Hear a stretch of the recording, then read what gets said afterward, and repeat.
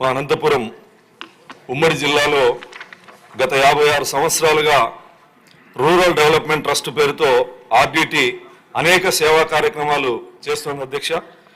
FCRA renewal కోసం 2021లో కేంద్ర ప్రభుత్వానికి విజ్ఞప్తి చేయడం జరిగింది. 2025 వరకు ఎఫ్సిఆర్ఏ రెన్యువల్ కాకపోవడం వల్ల అనేక సేవలు ఆగిపోయే ప్రమాదం ఉంది. అనంతపురం ఉమ్మడి జిల్లాలో దాదాపు 70,000 మందికి పేదలకు ఇల్లు నిర్మించినటువంటి సంస్థ. ఎంతో మంది విద్యార్థులు ఇతర రాష్ట్రాలు ఇతర దేశాల్లో ఆర్డిటిని నమ్ముకొని చదువుతున్నారు. లక్షలాది రూపాయలు ఆర్డిటి వాళ్లకు ఫీజులు కడుతున్నటువంటి సందర్భం అధ్యక్ష.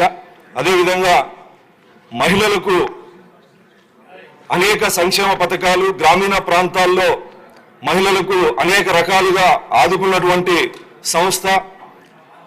పంట పొలాలు రైతులకి లక్షలాది పండ్ల మొక్కలు ఇచ్చినటువంటి సంస్థ అధ్యక్ష.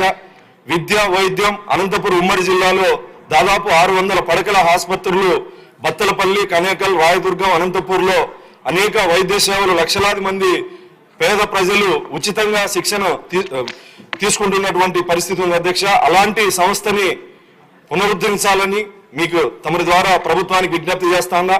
ఎవరో ఒక వ్యక్తి చేసినటువంటి అసత్యపు ఆరోపణలు అధ్యక్ష మత మార్పిడికి పాల్పడుతుందని అసత్యపు ఆరోపణలు చేయడం జరిగింది.